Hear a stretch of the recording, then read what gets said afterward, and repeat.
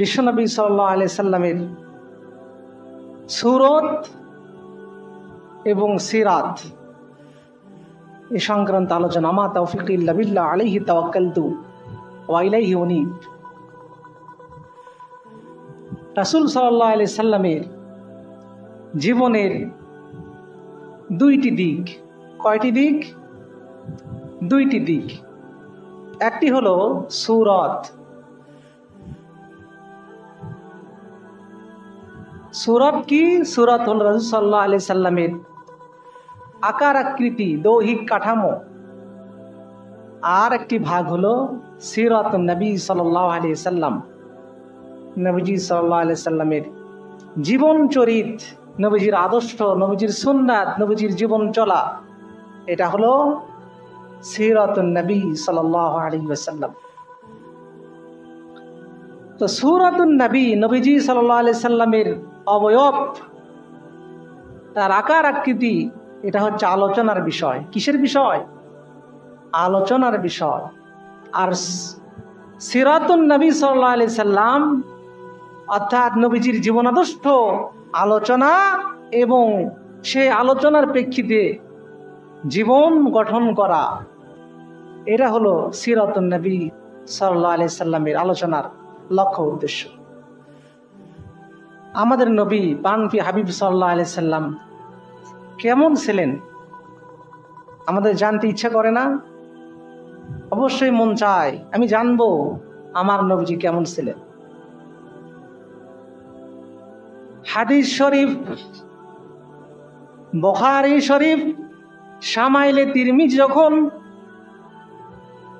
খোলা হয়, হাদিসগুলো যখন পাঠ করা হয়, মনের মধ্যে যেন একটা প্রতিবিম্ব দাঁড়িয়ে যায়। একটা প্রতিবিম্ব দাঁড়িয়ে যায় মনের মধ্যে। শামাইলে তিরমিজির মধ্যে এবং বুখারীর মধ্যে নবীজি সাল্লাল্লাহু আলাইহি সাল্লামের দৈহিক কাঠামোর কথা আছে। পড়লে যেন অন্তরের মধ্যে একটি ছবি দাঁড় হয়ে যায়, আমার নবীজি কেমন ছিলেন। খাদিমুর রাসূল হযরত আনাস ইবনে মালিক বলেন, বুখারী শরীফের বর্ণনা, হযরত আনাস রাদিয়াল্লাহু তাআলা আনহু বলেন, আমার নবীজি ছিলেন মধ্যম আকৃতির। কেমন ছিলেন? মধ্যম আকৃতির। নবীজি আমার লম্বাও ছিলেন না, আবার খাটোও ছিলেন না। হযরত আনাস বলেন, নবীজি ধবধবে সাদাও ছিলেন না, আবার বাদামি বর্ণেরও ছিলেন না। নবীজি সাল্লাল্লাহু আলাইহি সাল্লাম যখন ইন্তিকাল করেন,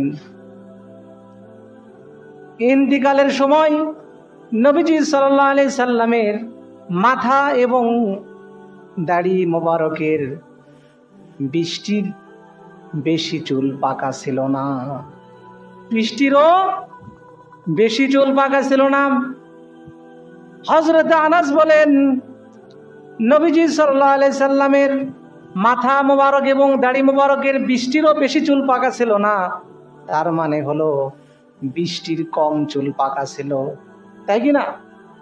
হযরত আনাস বলেন, নবীজির চুল, মাথার চুল একেবারে সোজাও ছিল না, একেবারে কোকড়ানো ছিল না।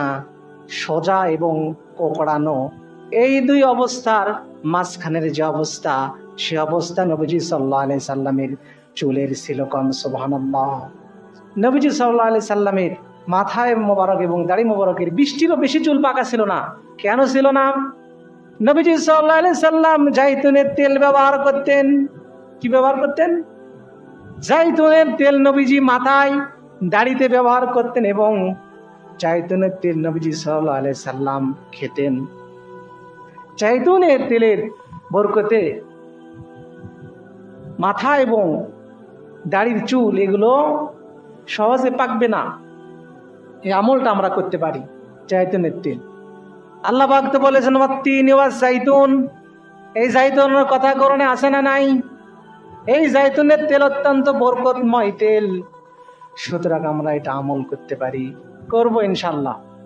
খেয়াল করুন, নবীজির আকার আকৃতি নিয়ে বুখারী শরীফের অন্য বর্ণনায় হযরতে বারা ইবনে আজিব রাদিয়াল্লাহু তাআলা আনহু বলেন, নবীজি সাল্লাল্লাহু আলাইহি সাল্লাম মধ্যম আকৃতির ছিলেন। কেমন ছিলেন?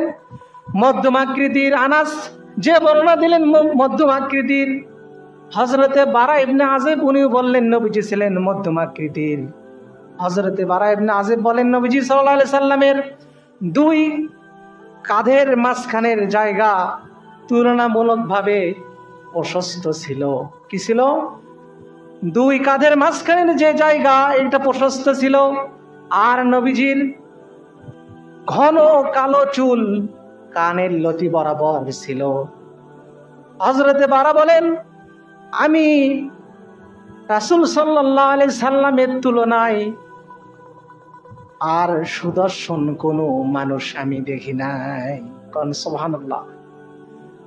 ইবনে হিব্বান সবগুলো সহিহ হাদিস। হযরতে আলী কাররামাল্লাহু ওয়াজহাহু উনি বলেন, আমি নবীজি সাল্লাল্লাহু আলাইহি সাল্লামের উনি আকার আকৃতি বর্ণনা করেছেন। হযরতে আলী বলেন, রাসূল সাল্লাল্লাহু আলাইহি সাল্লাম মধ্যম আকৃতির ছিলেন। আর নবীজি সাল্লাল্লাহু আলাইহি সাল্লামের দুই হাত এবং দুই পায়ের হাত দ্বয় এবং পা দ্বয়ের তালু এবং আঙ্গুলগুলো ছিল মাংসল। কি ছিল? গোশত লাগানো ছিল, গোশত দ্বারা গোশত ছিল এই হাতের তালুর মধ্যে, পায়ের তালুর মধ্যে এবং আঙ্গুলগুলোতে গোশত দিয়ে ভরা ছিল। হযরতে আলী বলেন, আর নবীজি সাল্লাল্লাহু আলাইহি সাল্লামের মাথা তুলনামূলক বড় ছিল। কি ছিল? বড় ছিল। আর হাত এবং পায়ের যে জোড়াগুলো আছে সেই জোড়াগুলো মোটা ছিল। কেমন ছিল? জোড়াগুলো মোটা ছিল। এই হলো আমার নবীজি সাল্লাল্লাহু আলাইহি সাল্লামের দৈহিক বর্ণনা। বর্ণনার শেষে এসে ইবনে হিব্বানের শেষের হাদিসের অংশে হযরতে আলী বলেন, নবীজি সাল্লাল্লাহু আলাইহি সাল্লামের বুক মোবারক থেকে নাভি পর্যন্ত, বুক মোবারক থেকে নাভি পর্যন্ত পশমের সরু রেখা প্রলম্বিত ছিল। সরু রেখা প্রলম্বিত ছিল। বুক থেকে নাভি পর্যন্ত সরু পশম, পশম সরু পশম বুক থেকে নাভি পর্যন্ত লম্বা ছিল।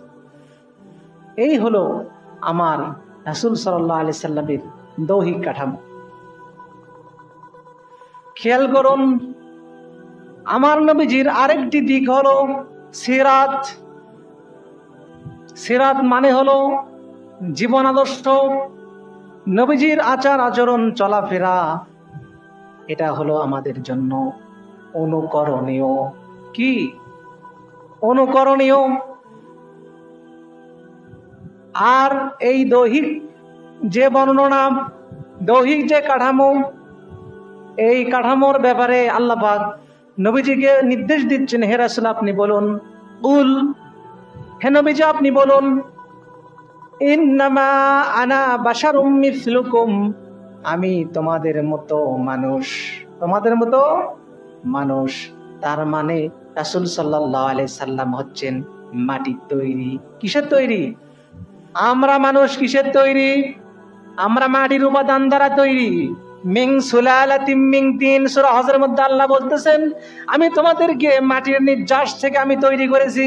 কোন সুবহানাল্লাহ। মাটির নির্যাস থেকে আল্লাহ পাক আমাদের তৈরি করেছেন।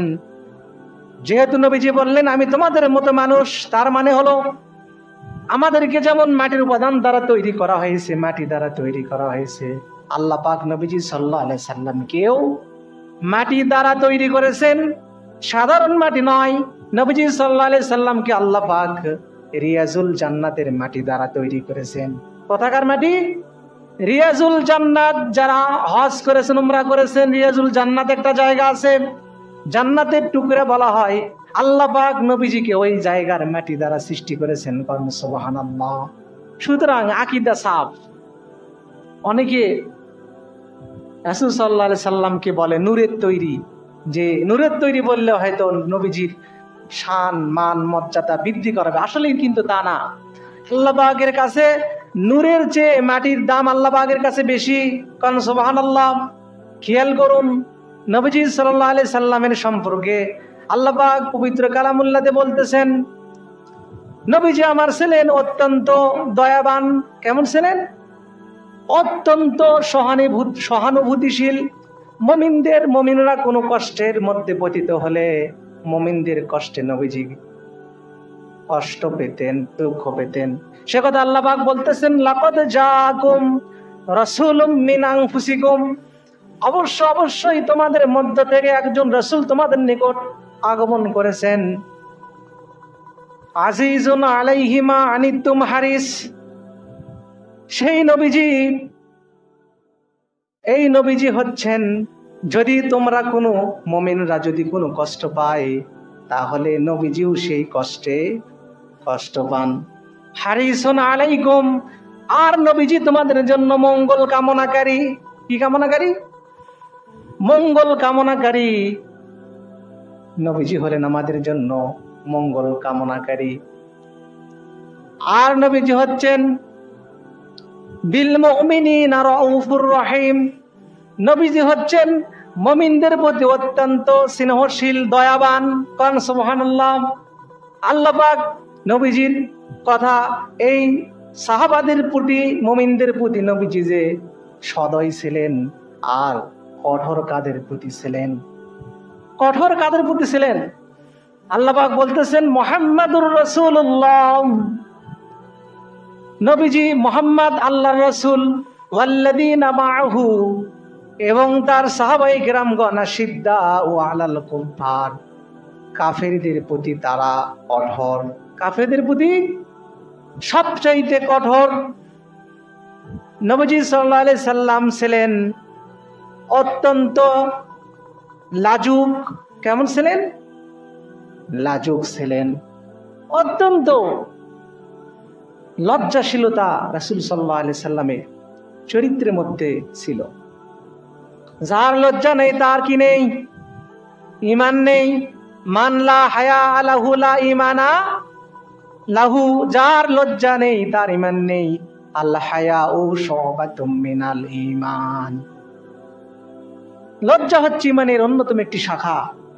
এই লজ্জাশীলতার মতো গুণ যদি আমাদের মধ্যে থাকে তাহলে আমাদের চরিত্রটা অল্প সময়ের মধ্যে সংশোধন হতে পারে এবং আমাদের দ্বারা অশালীন কাজ এত তাড়াতাড়ি সংগঠিত হবে। নবীজি সাল্লাল্লাহু আলাইহি সাল্লাম ছিলেন মৃদুভাষী। কেমন ছিলেন? মৃদুভাষী ছিলেন। নবীজি আমার দীর্ঘ সময় উনি চুপ থাকতেন। কি করতেন? দীর্ঘ সময় নবীজি আমার চুপ থাকতেন। নবীজি সাল্লাল্লাহু আলাইহি সাল্লাম দীর্ঘ সময় চুপ থাকতেন। আর দীর্ঘ সময় যারা চুপ থাকে তাদের প্রতি আল্লাহ পাকের পক্ষ থেকে হিকমত নাজিল হয়। কি নাজিল হয়? হিকমত আল্লাহ পাকের পক্ষ থেকে তারা পায়।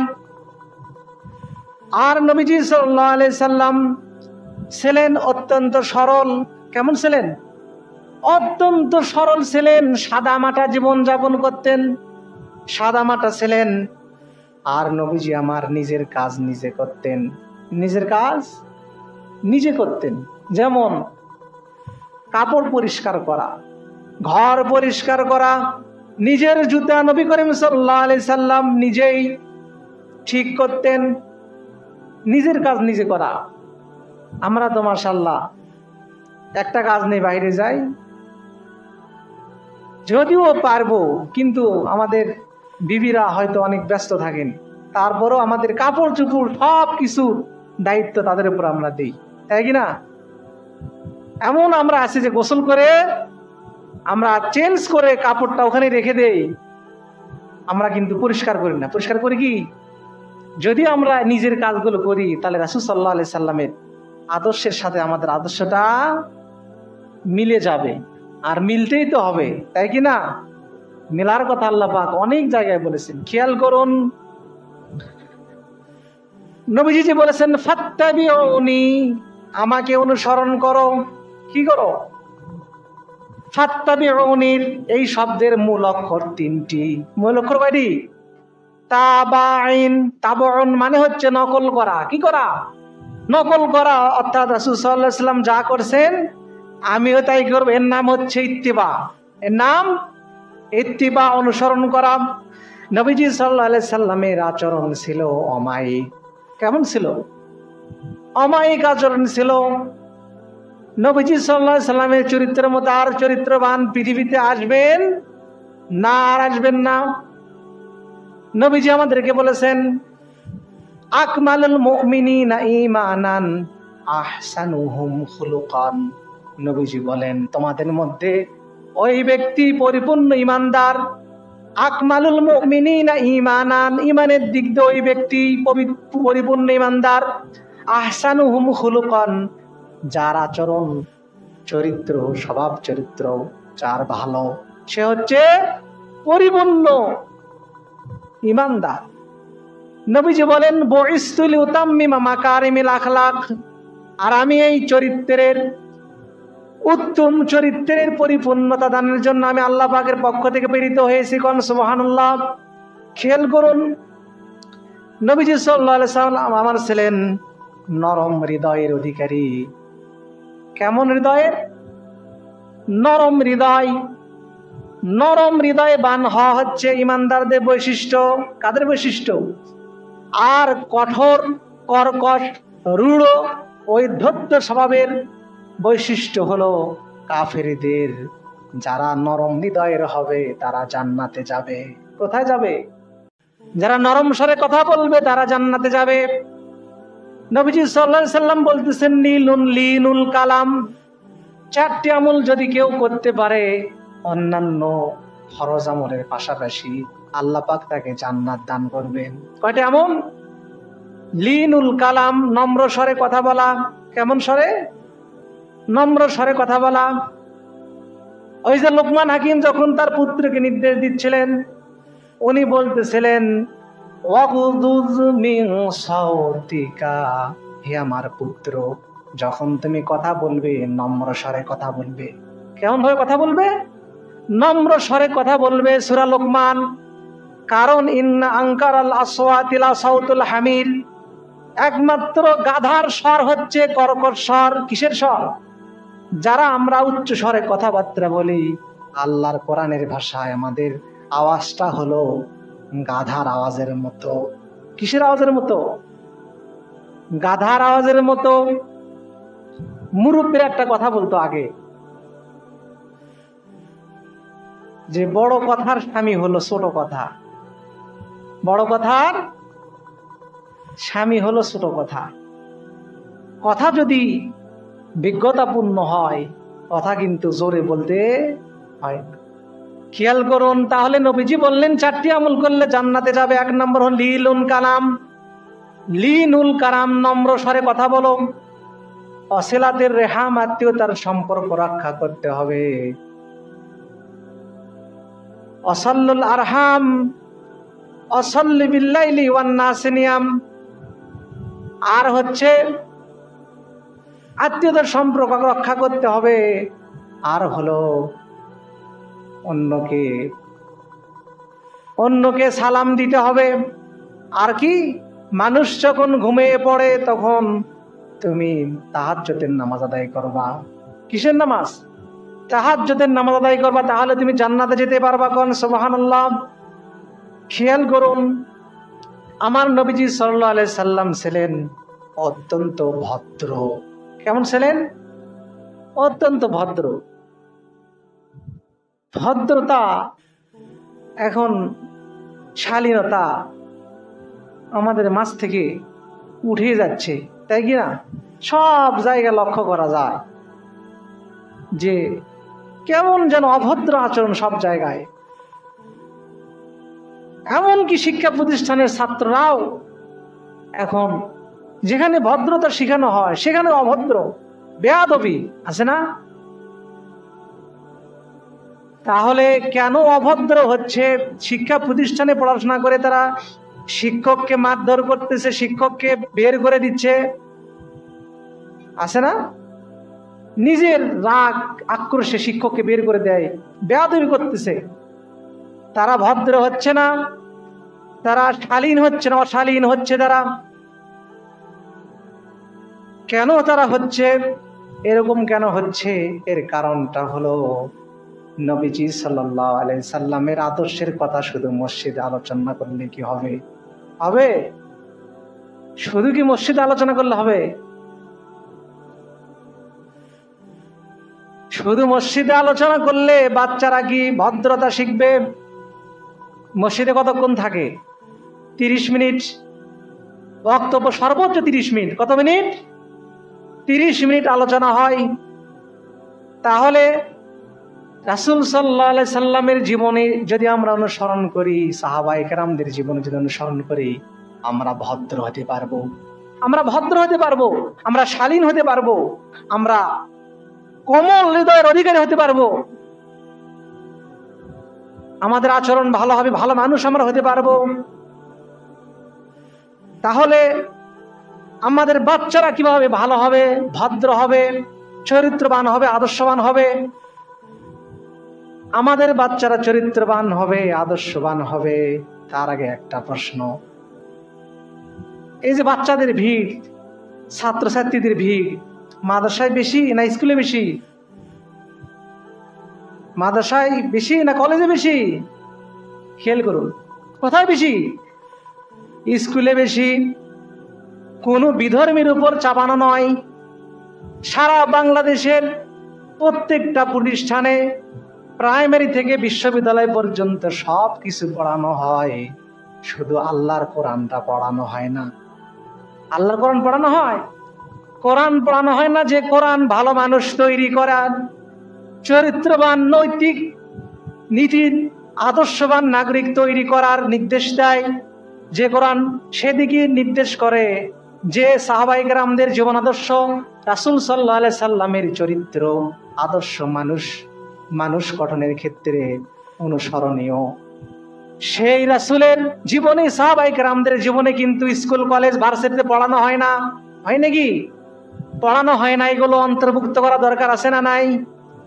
অবশ্যই। যদি এই আমরা রাসূল সাল্লাল্লাহু আলাইহি ওয়াসাল্লাম সাহাবায়ে কেরামদের, রাসূলের সাহাবায়ে রাসূল জীবনের জীবনে যদি আমরা সিলেবাসের মধ্যে ইনক্লুড করতে পারি, সেগুলো আমার বাচ্চারা যখন ছোটবেলা থেকে পড়বে, তখন তার চরিত্রের উপর সেগুলো ইফেক্ট করবে, প্রভাব ফেলবে, আসর করবে।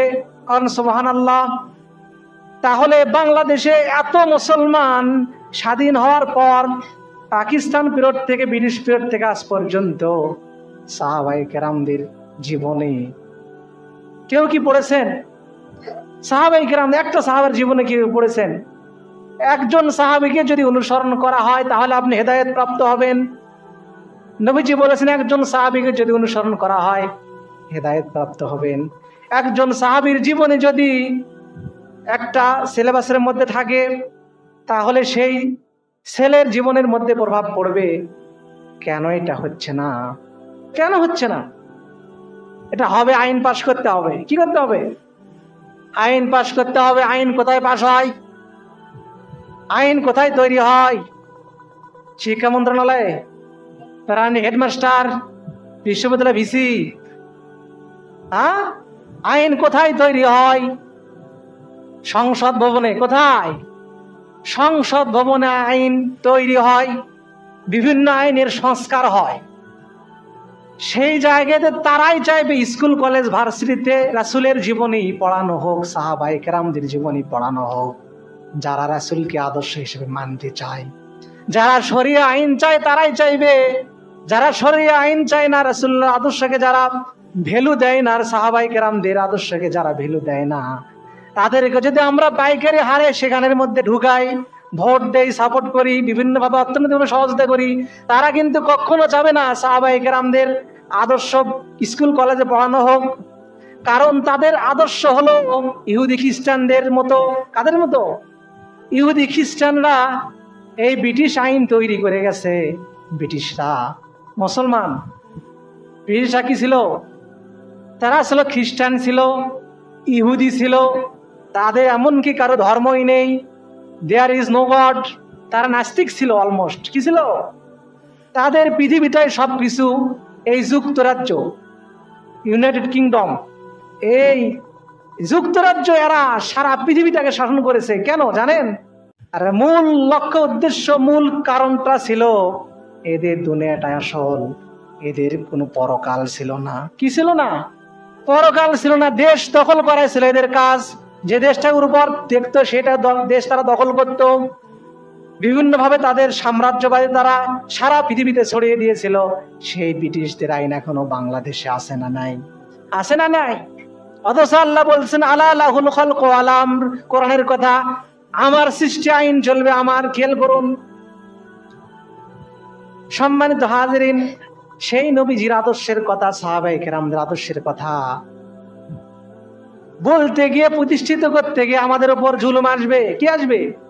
জুলুম আসবে। কিন্তু আল্লাহ পাক বলতেছেন সূরা আহজাবের মধ্যে, আল্লাহ পাক বলতেছেন ওয়ালা তুতিল কাফিরিনা ওয়াল মুনাফিকিনা ওয়াদা'আহুম ওয়া তাওয়াক্কাল আলাল্লাহি ওয়া কাফা বিল্লাহি ওয়াকিলা।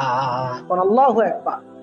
আল্লাহ পাক বলতেছেন হে রাসূল, আপনি কাফির এবং মুনাফিকদের অনুসরণ করবেন না। ওয়াদা'আহুম, এবং তাদের উৎপীড়ন অত্যাচার আপনি ইগনোর করেন, উপেক্ষা করেন। তারা কথা দিয়ে আপনাকে ইগনোর করতে পারে, আপনাকে কষ্ট দিতে পারে, কথা দিয়ে, আঘাত দিয়ে, জেল জুলুম দিয়ে, বিভিন্ন ষড়যন্ত্র করে আপনাকে কষ্ট দিতে পারে। সেই কষ্টকে, অত্যাচারকে আপনি ইগনোর করুন, উপেক্ষা করুন।